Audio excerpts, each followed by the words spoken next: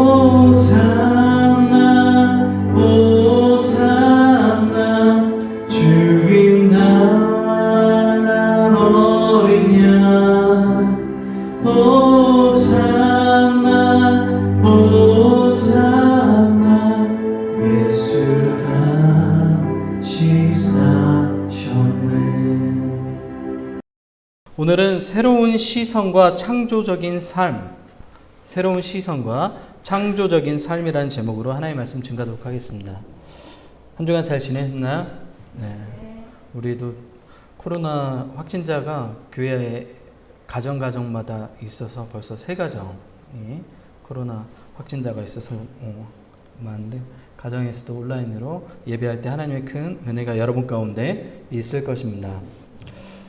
전쟁은 인간이 가진 욕망이 얼마나 크고 위험한지 우리에게 보여주는 사건입니다. 더욱이 국가가 합법적으로 살인을 인정해주기 때문에 전쟁터 안에 있는 사람들은 모두 인간성을 버려야지만 살아남을 수 있습니다. 결국 타인을 죽여야 하지만 내가 살 수 있다는 룰이 있는 거잖아요. 전쟁이라는 게 그래요. 다른 사람을 죽여야지만 내가 살아남을 수 있는 것이 바로 전쟁입니다. 그래서 전쟁을 경험한 세대나 또 간접적으로 전쟁을 경험하면 인간에 대한 어떤 기대들이 많이 무너져 내려요. 그리고 인간이 어디까지 타락할 수 있는지 정확하게 볼 수 있는 것이 바로 전쟁입니다. 그리고 현재 우리도 전쟁을 겪고 있는 나라가 주변에 있죠. 러시아하고 우크라이나. 오늘 본문에도 전쟁에 관한 내용이 나옵니다. 오늘 본문은 유다 왕 히스기야가 왕권을 잡은 지 14년 되던 해였어요. 그러니까 예은이 나이 때 히스기야 왕이 되었어요. 20대 중반에. 그리고 이제 14년이 지났겠죠. 여러분이 잘 아시는 것처럼 히스기야는 젊은 시절 왕이 올라서 강력한 개혁을 추진했던 왕이에요. 그래서 이스라엘 민족 중에 좋은 왕 그러면, 우리도 좋은 왕 그러면 누굴 떠올리죠? 여러분이 조선의 아는 왕, 세종대왕. 네. 이방원이라는 그 사람 밑에서 어떻게 그렇게 온화하고, 물론 이제 이방원도 굉장히 지략이 뛰어났던 사람이기 때문에 그렇게 품성이 좋고 하는 왕이 태어났는지 모르겠지만 아버지에 비해서 굉장히 온순한 그런 성품을 가진 사람이죠. 히스기야가 바로 그런 왕 중에 한 명이었어요. 굉장히 강력하게 하나님 중심으로 모든 국정을 운영하려고 노력했던 사람이 바로 히스기야예요. 그래서 종교개혁을 한 왕 그러면 히스기야, 요시야 왕 두 사람을 보통 듭니다. 하나님 중심의 국정을 운영했던 히스기야는 가장 먼저 성전 체제를 재편합니다. 레위인과 제사장들을 통해 망가진 성전을 다시 회복합니다.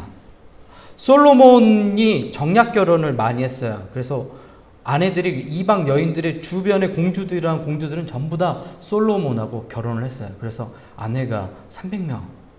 네. 좋겠어요? 네. 네. 우리가 생각할 때 결혼을 하면 그 사람만 온다고 생각하지만 사실 그 사람이 가지고 있는 문화가 같이 오는 거예요. 그러니까 공주 한 명이 오는 것이 아니라 그 이방 여인, 공주가 가지고 있는 섬기는 신, 그리고 그 공주가 가지고 있었던 문화들이 같이 들어오는 거예요. 그러니까 결혼할 때 그런 것들을 잘 생각해야 돼요. 한 남자를 선택하는 것이 아니라 그 남자가 가지고 있는 모든 배경들이 다 내 삶 가운데로 들어온다고 생각을 해야 되는 거야. 그래서 그런 것들을 잘 염두를 항상 해둬야 됩니다. 그래서 솔로몬은 원래 초창기에 굉장히 하나님을 젊은 시절 때 잘 섬겼던 사람이에요. 근데 이방 여인들이 굉장히 많았잖아요. 와이프로. 아내들이 한마디 하다 보면 남자들은, 제가 그랬죠. 남자들은 철이 별로 없어요. 그래서 아내들이 하는 말에 잘 흔들려요. 예. 그리고 특히 좋지 않는 것들은 잘 따라가요. 좋은 것들은 안 따라가요. 이런 좋은 것들, 쓰레기 분리수거 해줘요. 이런 것들은 잘 안 해줘. 근데 나쁜 것들은 잘해요.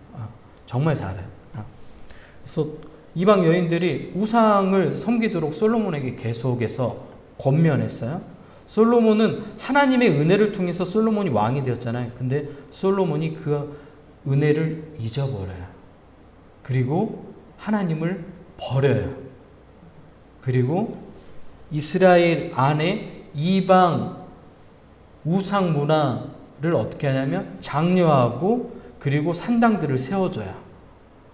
그래서 우상 문화 프랜차이즈들이 전국적으로 넘쳐나기 시작해요. 원래 서울에서 하면 지방을 다 따라가요. 솔로몬이 시작하니까 다 따라갔단 말이에요. 그리고 나서 그 점점 심해지겠죠. 그리고 그 정점에 있을 때 히스기야가 왕이 된 거예요. 그리고 그 모든 것들을 어떻게 하냐면 하나님 중심으로 어떻게 해요? 제사장들을 세우고 다시 다 개혁해 가고 있는 장면이 오늘 본문의 장면이에요. 굉장히 극적이겠죠? 우리나라가 다 망가졌어요. 근데 다시 개혁하는 거예요. 정치인들 간에 부패한 정치인들도 다 개혁하고 한다고 생각해봤어요. 얼마나 많은 에너지가 필요하겠어요. 그런 상황이 오늘 본문의 상황인 거예요. 심지어 모세 시대의 유물로 사람들이 우상 숭배했던 모세의 놋뱀이 있었어요. 광야에서 불뱀에 물렸을 때 그 놋뱀을 만들어가지고 딱 들었을 때 그 놋뱀을 보면 산다고 얘기했거든요, 하나님께서. 근데 그 놋뱀에 영향력이 있는 거예요? 하나님의 영향력이 있는 거예요? 네, 하나님의 영향인데 사람들이 놋뱀을 섬겼어요. 그러니까 히스기야가 어떻게 했을까요? 그 놋뱀을 부셔버렸어요. 그래서 누스단이라고 이야기를 해요. 멋진 그런 왕이죠. 네. 아론계 제사장들이 나라와 성소를 위해 속죄제를 드렸고 레인들이 인도하는 찬양의 예전에 맞춰 온 회중이 하나님께 본격적으로 예배드리기 시작한 거예요. 굉장히 멋진 장면이죠. 열왕기를 기록한 역사가는 히스기야를 다음과 같이 평가합니다. 여호와께서 그와 함께 하심에 그가 어디로 가든지 형통하였다. 하나님이 히스기야와 함께 하시니 어디로 가든지 형통했다고 얘기해요. 이런 비슷한 평가가 성경에 있었던 데가 있죠. 우리가 성경 공부할 때, 창세기 성경 공부할 때 기억나요? 어떤 인물에게 하나님이 이런 평가가 내려졌죠. 누구였죠? 누구였어요? 요셉. 기억나요? 요셉이 심지어 감옥에 갇혔는데 하나님이 함께 하니까 형통했다고 얘기해요. 복이 있다고 얘기하는 거예요. 여러분, 하나님이 여러분과 함께 할 때 복이 있는 겁니다. 여러분이 높은 위치에 가 있는 것이 복이 아니라 하나님이 여러분과 함께 하는 것이 복이 있는 거예요. 그러면 내가 하나님과 함께 하는 그 자리에 있어야 되겠죠. 어떤 자리에? 삶 가운데 하나님을 위한 삶을 살아가는 거예요. 히스기야 봐봐요. 뭐였어요? 너희는 먼저 그의 나라와 그의 의를 구하잖아요. 심지어 아버지랑 다 만들어놨던 그 우상에 관련된 모든 것들을, 종교를 다 히스기야가 뒤엎었어요. 다 부셔버렸어요. 산당들도 다 없애버리고. 제가 그랬죠. 수도에서 그런 일이 일어나면 지방으로 어떻게 한다면 퍼져간다고. 지방에서 그런 일이 벌어져요. 개혁이 위로부터 아래까지 전부 다 일어났던 거예요. 엄청난 일이었던 거예요. 하나님이 히스기야와 함께 하시니 어디로 가든지 형통하였다. 하나님이 여러분과 함께 할 때 여러분의 삶이 형통할 수 있는 겁니다. 이 일은 실제로 일어났습니다. 히스기야는 아수르 무역 거점인 블레셋 지역을 다시 영토로 회복하게 됩니다. 블레셋이 어디 있었냐면 바닷가 쪽에 있는 지역이 블레셋이라는 지역인데 이쪽은 무역 거점이었어요. 무역 거점. 바닷가를 통해서 무역들이 보통 많이 일어나잖아요. 그리고 해안길을 통해서 물품들이 왔다 갔다 하는 거 굉장히 중요한 지리적인 요충지였어요. 무역 거점이 회복되자 이스라엘은 경제가 다시 살아나기 시작했습니다. 현상들만 보면 히스기야가 정책을 잘 펼쳐서 나라가 부강해진 것처럼 보이지만 사실은 뭐예요? 하나님이 복을 주셨기 때문에 이 모든 것들이 가능한 일이었습니다. 예루살렘은 다시 하나님을 예배하는 거룩한 성이 되었고 백성들 또한 하나님이 주신 복으로 경제적인 부를 조금씩 누리고 있었습니다. 그런데 사건이 벌어지죠. 오늘 본문의 사건이. 이 모든 사건은 우리가 꼭 조금 행복해지려고 하면 어떤 사건이 일어나죠. 여러분도 그렇죠. 내 인생 조금 이제 좀 행복하게 살려고 하면 어떤 내가 원치 않는 일들이 찾아오잖아요. 나만 그래요? 여러분 안 그래요? 다 우리가 인생을 살면서 경험하는 거잖아요. 이제 좀 뭔가 될 것 같은데, 좀 행복해질 것 같은데, 행복해져라 행복해져라 그래서 행복해지고 있는데 꼭 그 시점이 되면 좋지 않는 일이 찾아오죠. 오늘 이스라엘 민족과 히스기야에게 그 일이 찾아옵니다. 바로 당시에 강대국이 아수르가 강대국이 있어요. 아수르는 지금으로 얘기하면 중국과 같은 나라였어요. 당시에 굉장히 큰 나라였어요.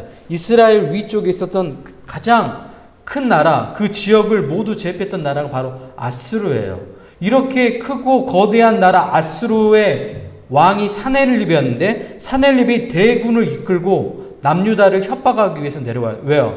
히스기야가 아수르가 블레셋 지역을 빼앗아서 무역로 거점이 있었던 그 지역을 히스기야가 어떻게 했어요? 정복했잖아요. 그러니까 그것을 빌미 삼아서 쳐들어온 거예요. 사실 아수르 땅이 원래 아니었어요. 그런데도 불구하고 어떻게 해요? 위협을 하는 거죠. 조공을 바치게끔 하려고. 그래서 대군을 이끌고 내려와요. 사네립은 해안도를 거점이었던 그 무역 거점이었던 블레셋 지역을 다시 공격해 빼앗아 갑니다. 남유다의 중요한 거점 46개의 도시를 차례대로 사네립은 공격해서 정복합니다. 그리고 자신의 장수 다르단, 랍살리스, 랍살게에게 군사를 주고 에루살렘 성을 포위하게 합니다. 에루살렘 성은 얼마나 높이 있다고 얘기했죠? 제가 얘기한 거 기억나세요? 예루살렘 성은 높이 있다고 했죠. 그렇죠. 도봉산 높이 정도에 있었어요. 네. 700m 해발 700m 정도 높은 산이 있어요. 그러면 난공 불락의 요새예요. 공격하기 되게 힘들어요. 네. 높이 있으니까. 네. 그만큼 공격하기 힘든 성이니까 주위에서 포위해서 항복하게끔 해요. 압도적인 군사력을 통해서. 야, 니네 빨리 항복하고 내려와 하려고 지금 그런 작전을 아수르라는 큰 나라가 지금 피우고 있는 거야. 그리고 히스기야에게 항복할 것을 제안합니다. 히스기야는 엘리야김, 서기관 셈나, 그리고 사관 요아를 협상팀으로 보냅니다. 협상팀으로 나온 아수르 장군 랍사게가 매우 무리하게 협상이 아닌 협박을 합니다. 협상을 해야 되잖아요. 우리 이렇게 해서 전쟁을 일어나면 서로 사람만 죽고 서로 이익이 없으니까 협상을 하자. 근데 아수르의 랍살게가 어떻게 해요? 협박을 하는 거야. 열왕기하 18장 20절입니다. 내가 싸울 만한 계교와 용력이 있다고 한다마는 이는 입에 붙은 말뿐이라 내가 이제 누구를 의뢰하고 나를 반역하느냐. 누가에게 얘기하냐면 히스기야에게 얘기하는 거야. 히스기야가 아수르가 섬겼던 그 이방의 우상들을 어떻게 하냐면 산당들을 다 파괴했다는 소식이 누구에게 들렸겠어요? 아수르 왕에게 들리는 거예요. 그리고 여호와를 위한 성전을 다시 세웠다는 이야기가 들려갔겠죠. 그래서 얘기하는 거예요. 니네 지역의 그 작은 신 하나님을 니네가 섬긴다고 지금 보호할 수 있을 것 같으냐? 이렇게 조롱하고 있는 거예요. 그리고 다음과 같이 또 얘기합니다. 말을 탈 수 있는 사람이 있으면 우리가 말 2,000마리 줄게. 비웃는 거죠. 자신들의 압도적인 군사력을 믿고 니네에게 말 탈 수 있는 사람 기병이 있으면 2,000마리 흔쾌히 내줄게. 비아냥거리는 거죠. 자신들의 군사력을 믿고. 협상팀으로 간 대신들은 옷을 찢으면서 분노했습니다. 왜요? 자신의 왕과 하나님을 모욕했잖아요. 그래서 너무 화가 나서 이스라엘 백성들은 화나는 표현으로 옷을 찢었어요. 우리는 화날 때 어떻게 하죠? 옷을 벗죠. 나와봐. 여러분 안 벗어요? 보통 그러잖아요. 외투 벗잖아요. 그리고 단추 풀고 넥타이 풀고 화났다는 거 표현 이렇게 하잖아요. 이스라엘 백성들 옷을 찢었어요. 분노의 표현이야. 그리고 이 모든 사실을 히스기야에게 알렸습니다. 히스기야 왕은 이 모든 상황을 직시하고 당시에 가장 위대한 하나님의 선지자가 있었어요. 누구였을까요? 이사야가 있었어요. 네. 이사야가 있었다니까요. 이사야가 얼마나 훌륭한 선지자인지 몰라요? 네. 4명의 왕을 섬겼어요. 그러면서 위험할 때마다 조언을 해줬던 굉장히 하나님의 신실한 선지자가 바로 이사야 선지자야. 우리로 얘기하면 아주 훌륭한 목사님인 거예요. 모두가 존경하는 이사야에게 편지를 보내요. 사신들을 보내요. 우리가 지금 이렇게 위험한 상황에 처했습니다. 이사야 목사님 어떻게 하면 좋겠습니까? 라고 이야기를 합니다.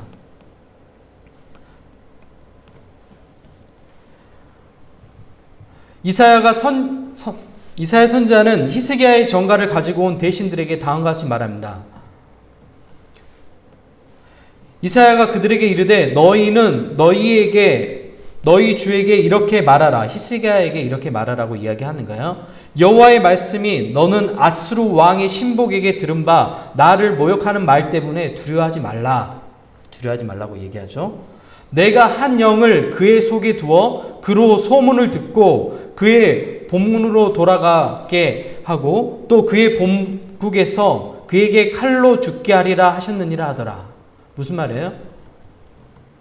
자신의 나라 느느웨로 다시 돌아가게 될 거고 그리고 그 꼭 돌아간 곳에서 칼을 맞고 최후를 맞이할 거야. 그러니까 누굴 두려워하지 말라고 하는 거예요? 아수르 왕을 두려워하지 말라고 이사야 선지자가 이야기합니다. 아수르 왕 사넬립의 군사는 하루아침에 18만 5천 명, 왜 숫자가 계속 좀 발음이 세네. 18만 5천 명이 하루아침에 다 송장이 되는 일이 벌어졌어요. 왜 이런 일이 일어났을까요? 당시에는 들쥐를 통해서 전염병이 퍼졌어요. 그러니까 쥐를 통해서 유럽에 흑사병도 퍼졌잖아요. 그러니까 많은 학자들이 가장 빠르게 전염이 될 수밖에 없었던 건 아마 들쥐를 통해서 전염병이 그 군영 안에 퍼졌을 거라고 생각해요. 그래서 18만 5천 명이라는 군사가 하루아침에 죽게 됩니다. 놀랍지도 않죠? 네. 그리고 사넬립은 군사가 하루아침에 그렇게 전염병이 돌아서 죽게 되면 어떻게 해요? 빨리 그 진영을 피해서 도망가야죠. 죽은 사람들은 시신 태우고 느느웨로 다시 돌아가게 돼요. 돌아가고 가장 안전하다고 생각했던 그 니느웨의 신이 누구였냐면 니스록이라는 신이 있었어요. 그러니까 우리가 얘기한 우상이죠. 니스록 신전에서 자신의 신에게 기도하고 있었어요. 그때 가장 안전하다고 생각하는 그 장소에 자신의 신에게 기도할 때 자신이 가장 사랑했던 아들들 2명이 아버지에게 어떻게 하면 칼을 꽂아요. 뭐 때문에 그러죠? 욕망 때문에. 무슨 욕망? 왕이 되려는 욕망 때문에. 우리 조선사에서도 늘 형제들끼리 죽이고 하는 일이 계속해서 정치권에서 벌어졌었죠. 뭐 때문에 그랬죠? 왕이 되고 싶어서. 그래서 자신의 형, 동생들을 무참하게 죽이잖아요. 욕망에 눈이 멀어버린 사람들은 이렇게 사람, 가족까지도 죽이게 됩니다. 사넬립의 아들 아드람멜렉과 사레셀은 자신의 아버지를 끔찍하게 살해합니다. 그리고 사넬립은 그렇게 최후를 맞이하게 됩니다. 사넬립 왕은 당시에 가장 큰 나라를 다스리는 왕이었고 자신의 말 한마디면 날아가는 새도 떨어뜨릴 만큼 굉장히 큰 권세를 가지고 있었던 사람입니다. 세상 모든 것을 가진 것처럼 생각했던 아수르 대왕 사넬립은 이처럼 비참하게 삶의 마지막을 맞이합니다. 이런 큰 사건을 겪고 나면 하나님의 위대하심을 찬양하며 우리의 삶이 하나님이 보호하신다는 사실을 인지해야 되는 것이 맞잖아요. 안 그래요? 여러분, 이런 18만 5천 명의 군사가 하루아침에 죽었잖아요. 이스라엘 백성들이 치열하게 싸웠다고 그러면 다 전멸했을 거예요. 근데 하나님의 도우심으로 이겼잖아요. 이사야 선지자 말대로. 또 사넬립은 자신의 나라에서 아들들이 반역을 일으켜서 모두 죽게 되잖아요. 하나님께서 이런 기적을 보여주셨으면 히스기야는 어떻게 해야 돼요? 하나님 너무 감사합니다. 제 인생에 이렇게 큰 기적을 보여주셨으니까 이제 하나님을 위해서 살겠습니다. 이렇게 고백해야 되잖아요. 근데 히스기야 왕이 오늘 뭘 했는 줄 알아요? 놀랍게도 아수르에게 배상금을 바쳐요. 그게 오늘 우리가 읽었던 본문의 내용이죠. 한번 다시 볼까요? 14절 같이 한번 읽어볼까요? 시작.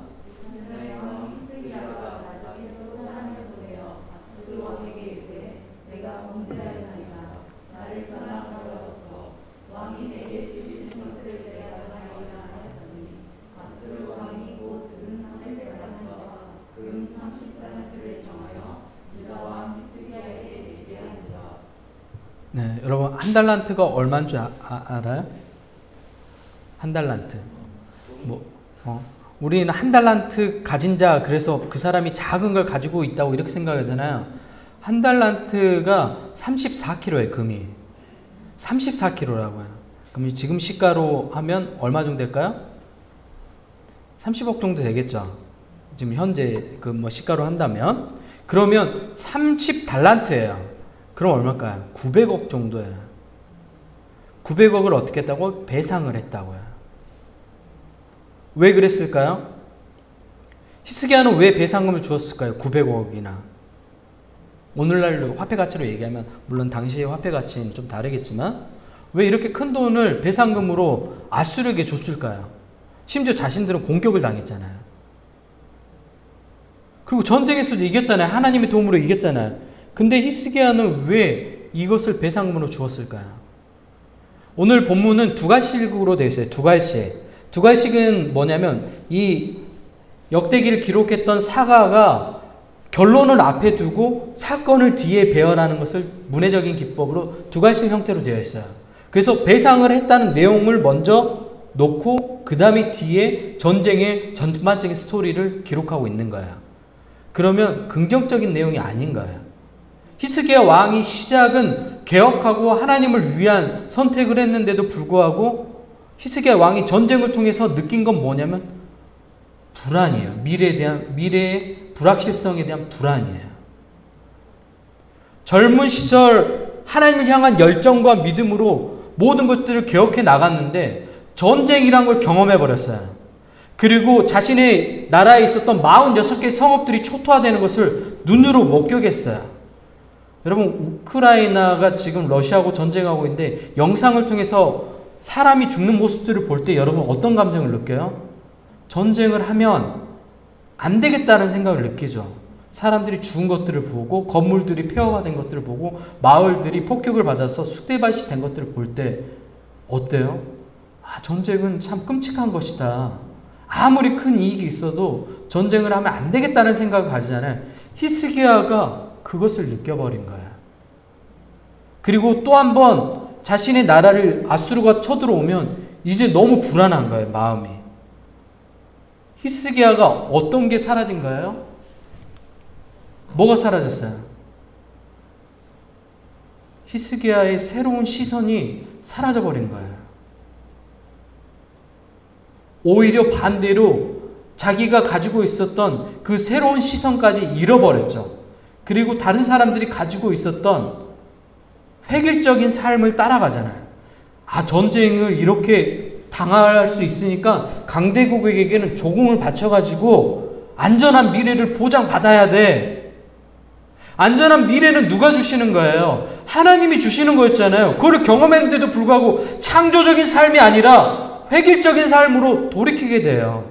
근데 우리의 인생도 마찬가지예요. 여러분도 어떤 실패를 하나 경험해버리잖아요. 하나님 향한 엄청난 비전을 가지고 내가 도전하는 삶을 살았어요. 근데 실제적으로 창 가운데 그런 실패를 경험해버리잖아요. 그러면 무서운 거예요. 왜? 실패를 경험했잖아요. 그게 얼마나 싫은 건지 몸으로 느껴버리니까 두려운 거예요. 새로운 시선을 잃어버린 거예요. 다른 사람하고 똑같은 눈높이에서 삶을 그냥 안정적으로 사는 방식을 선택하고 싶은 거예요. 창조적인 삶을 포기하게 돼버리는 거예요. 히스기야 왕이 그렇게 된 거예요. 이 이후로 히스기야 왕이 얼마나 바보 같은 선택을 하고 살아가는지 뒤에 이제 계속해서 나와요. 바벨론이라는 또 큰 나라, 러시아처럼 아수르는 중국 같은 나라였고 바벨론은 바로 옆에 위치도 똑같아요. 러시아의 위치에 있어요. 바벨론이라는 나라에서 사신이 오니까 바보같이 또 그 자랑한다고 왕궁에 있는 보물들이랑 다 보여줘요. 여러분 그런 것들을 보면 큰 나라들은 어떻게 생각해요? 아, 저 나라를 쳐들어가서 빼앗아야 되겠다는 생각을 하잖아요. 그리고 이사야 선지자가 화를 내요. 왕에게 화를 내요. 이사야 선지자가. 왜 이런 짓을 했냐고. 이제 이 모든 보물들은 바벨론으로 다 가져가게 될 거라고. 히스기야가 타락한 모습들이 계속해서 이제 보여져요. 굉장히 총명했던 한 왕이 새로운 시선을 잃어버리자 창조적인 삶도 사라져버렸어요. 이게 히스기야에게만 있는 일일까요? 우리의 인생 같지 않아요? 여러분도 히스기야처럼 굉장히 믿음으로 열정적으로 하나님 향해 달렸을 때가 있잖아요. 주를 위해 모든 것들을 다 드리겠다고 고백하고 내가 이전에 가지고 있었던 우상에 관련된 모든 것들 다 내려놓고. 근데 지금은 어때요? 여러분 모습 어때요? 히스기야 왕 같지 않아요? 다른 사람하고 똑같은 시선을 가지려고 하고 미래에 대한 불확실 때문에 창조적인 삶을 포기해버리잖아요. 아, 나 그냥 창조적인 삶 안 살아도 돼. 그냥 나는 지금 이렇게 조금 안전한 삶만 살고 싶어. 그래서 하나님이 여러분을 향한 그 커다란 계획들을 다 삶의 마음 한켠에 다 구겨 넣어버렸잖아요. 우크라이나의 러시아 젊은 청년들 병사들이 포로로 잡혔습니다. 자신의 나라를 쳐들어온 청년들이잖아요. 아무리 젊은 청년들이라도 군인으로 온 거잖아요. 심지어 우크라이나의 군사들이 1,300명이라는 사람이 죽었어요. 민간인들은 숫자가 통계가 안 잡혀요. 너무 많이 죽어가지고. 더 많겠죠. 지금 군인들이니까 숫자 확인이 가능했겠죠. 1,300명이 죽었어요. 1,300명이. 그러면 1,300명을 죽인 러시아 군인이잖아요. 그럼 어떻게 해야 되겠어요? 잔인하게 대하고 막 때리고 막 이래야 되잖아요. 우크라이나 사람들이 어떻게 했을까요? 핸드폰을 줬어요. 집에 전화라고 엄마가 걱정하니까. 제가 얘기했죠. 전쟁에서는 상대방을 죽여야 되는 거잖아요. 잔인하게 죽여야 되잖아요. 그래야 사기가 올라가잖아요. 상대 팀의 사기를 꺾어야 되잖아요.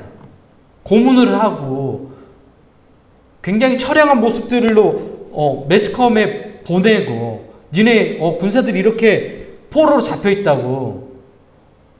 근데 오히려 핸드폰을 주고 엄마한테 전화를 하고. 그리고 울어요. 러시아 병사가. 훈련인 줄 알고 나왔는데 지금 이렇게 됐다고. 근데 어떻게 전화하냐고 엄마가 물어봐요. 우크라이나 사람들이 전화해 주겠다고. 여러분 시선이 다르죠. 새로운 시선이 있으니까 어떻게 해요?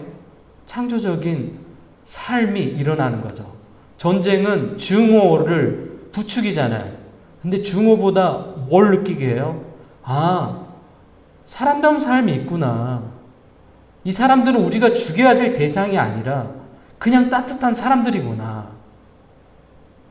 러시아 내에 있는 사람들은 어떨까요? 전쟁을 반대하고 시위하는 사람들이 연일 감옥에 잡혀가고 있어요. 우리가 예전에 광화문에서 촛불 시위하는 것처럼. 세계 곳곳에서 러시아님을 부끄러워하면서 여권을 태우는 운동들이 벌어져요. 새로운 시선이죠. 그러니까 창조적인 삶이 있는 거예요. 그리고 그 창조적인 삶은 다른 사람들한테 무엇을 전하죠? 우리는 서로 연대해서 함께 살아가는 사람들이라는 것을 얘기해요. 나라와 나라 간의 이기적인 마음을 가지고 서로 죽여야 할 대상이 아니라고 이야기하잖아요. 나는 러시아 사람이지만 당신들과 연대합니다라고 선언하고 지지해주잖아요. 이 모든 것들이 새로운 시선이 있으니까 가능한 거잖아요. 우리 신앙인의 삶도 마찬가지예요, 여러분. 새로운 시선으로 삶을 살아갈 때 창조적인 삶이 있는 거예요. 실패했던 그 과거의 경험 때문에 여러분이 그 새로운 시선을 잃어버렸잖아요. 새로운 시선을 가지십시오. 그럴 때 창조적인 삶이 일어나기 시작합니다.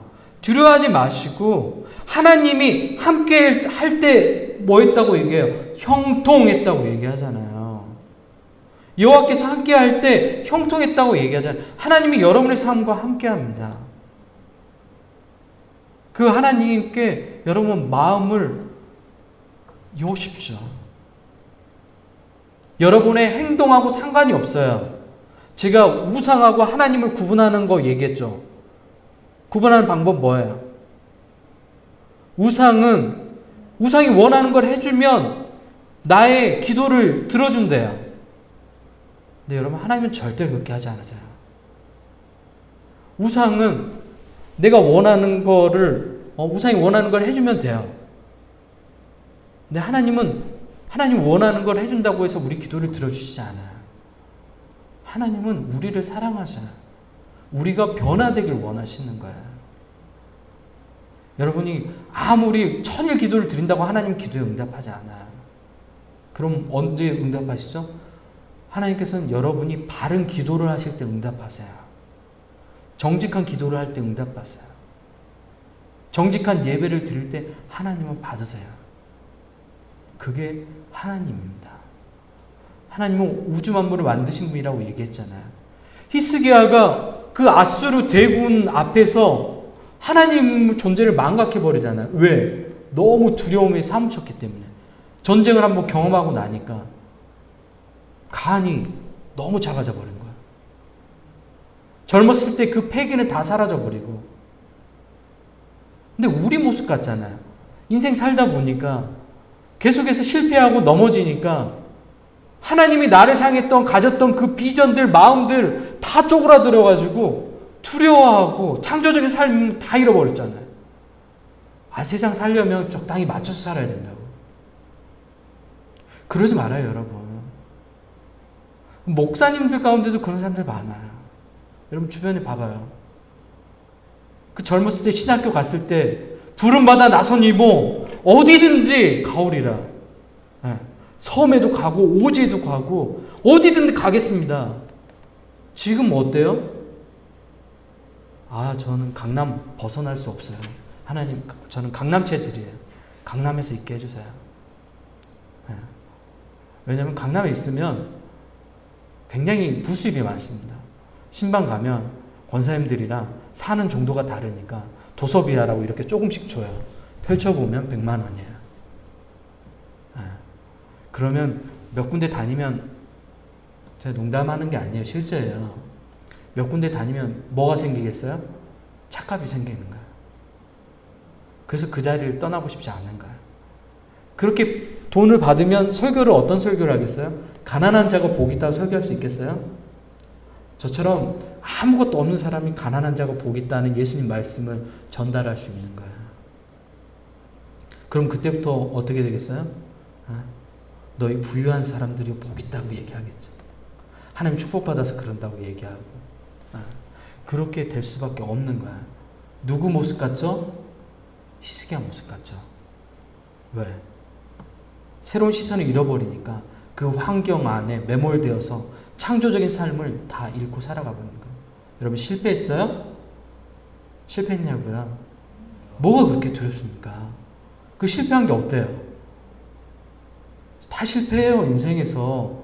그냥 시기만 다를 뿐이지 다 언젠가는 실패해요. 젊은 친구들 가운데 실패 안 한 친구들은 곧 실패할 거예요. 걱정하지 말아요. 나는 절대 100% 실패해요, 여러분. 인생 가운데 실패 안 한 사람은 없습니다. 다 그 시기가 있어요. 한 번쯤 찾아와요. 좀 더 빨리 찾아왔냐, 늦게 찾아왔냐, 그 차이뿐인 거예요. 그러나 중요한 것은 그 실패의 경험 때문에 움츠러들고 새로운 시선 다 잃어버리고 히스기야처럼 세상이 원하는 대로 끌려가고 목줄 달아가지고 갈면서 조공 바치고, 이게 뭐예요? 하나님을 믿는 사람들이 우주 만물을 창조하신 하나님이 우리의 하나님이신데 뭐가 그렇게 벌벌 무서워가지고. 하나님이 여러분과 함께하면 그 어떤 모든 것들도 다 일어난다니까, 창조적인 삶들이. 여러분 모두 그런 삶을 사십시오. 그런 삶을 사십시오. 아멘 해도 돼요. 두려워하지 마시고. 그럴 때 행복해져요. 행복해져라 얘기한다고 행복해지는 것이 아니라 하나님과 함께할 때 진짜 행복해져요. 내 삶이 왜 이렇게 잘 되지? 하나님 뜻 가운데로 있고 그 길 안에서 여러분이 꾸준히 가면 늘 이런 일들이 일어날 겁니다. 제 새벽마다 이제 기도하거든요. 여러분 위해서 기도하고, 우리 교회 또 성도님 가운데 사업을 이제 하고 있는 분들도 두 분이나 계시고, 그래서 늘 기도해요. 하나님 그 사업장을 축복하시고, 그 사업장이 하나님 사람들이 회복되고 그리스도의 사랑을 느끼는 그런 따뜻한 사업장이 되게 해주세요. 늘 기도해요. 더 잘 되게 해달라고. 그 더 잘 되는 게 돈을 단순히 많이 버는 게 아니라 사람들을 위로하는 장소가 되게 해달라고 기도하는 거예요. 그럼 이렇게 기도하면 하나님 그곳에 부어주실까요? 안 부어주실까요? 부어주시죠, 당연히. 흘러넘치게. 여러분의 삶을 위해서 기도해요. 우리 청년들을 위해서도 기도하고, 하나님 안에서 하나님을 위한 삶을 선택하고 가는 우리 청년들이 되게 해달라고. 그래서 하나님, 이 땅 가운데 하나님의 사람들이 없는데 하나님 우리 청년들을 사용해 주십시오. 하나님들이 사람이 없다고 소리치고 있는데 하나님 여기 우리 교회에 하나님을 향한 신실한 마음을 가진 청년들이 있습니다. 하나님 들어서 사용해 주십시오. 이 시대에 사용해 주십시오. 히스기야가 25대 하나님께 크게 쓰임받잖아요. 왕이 되어서 강력하게 이스라엘에 있었던 모든 우상 프랜차이즈를 다 없애버렸잖아요. 그리고 딱 정품 교회 하나를 딱 다시 회복시키고, 그리고 그 가운데 하나님을 찬양하고 예배하고, 그랬더니 전국 각각에서 모두 다 무슨 일이 일어났다고요? 우상을 타파하는 운동이 일어났다고요. 여러분, 좋은 하나님의 사람 한 명 나오면 이처럼 엄청난 영향력이 발휘되는 거예요. 전 여러분이 그런 사람이 되길 소망합니다. 두려워하지 마시고 하나님과 함께 할 때 새로운 시선이 생기는 거예요. 그리고 그 새로운 시선이 있는 사람은 창조적인 삶을 살아가는 거예요. 전쟁통 안에서 상대방의 증오로 미워하는 것이 아니라 상대방에게 사랑을 베풀잖아요. 이 아들도 누군가의 아들이라는 걸 아는 거예요. 왜? 내가 경험하고 있는 거잖아요. 내 아들이 전쟁통에 죽은 거잖아요. 내 이웃이 전쟁 속에서 죽었잖아요. 그게 얼마나 슬픈 건지 알잖아요. 그러니까 손을 내밀고 핸드폰을 주면서 엄마한테 안전하다고 전화하라고. 왜? 자신들도 아들들이 지금 싸우면서 어느 전선에 있는지 모르고 살아있는지 확인할 방법이 없을 때 그 부모의 마음이 어떤 건지 아니까. 이런 삶이 우리 가운데 있었으면 좋겠습니다. 같이 기도할까요?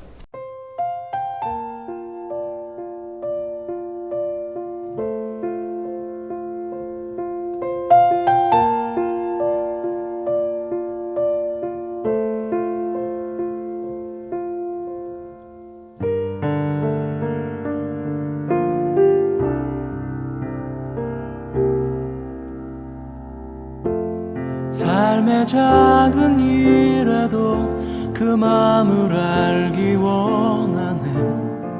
그 길, 그 좁은 길로 가기 원해. 나의 작음을 알고 그분의 크심을 알며 소망, 그 깊은 길로 가기 원하네.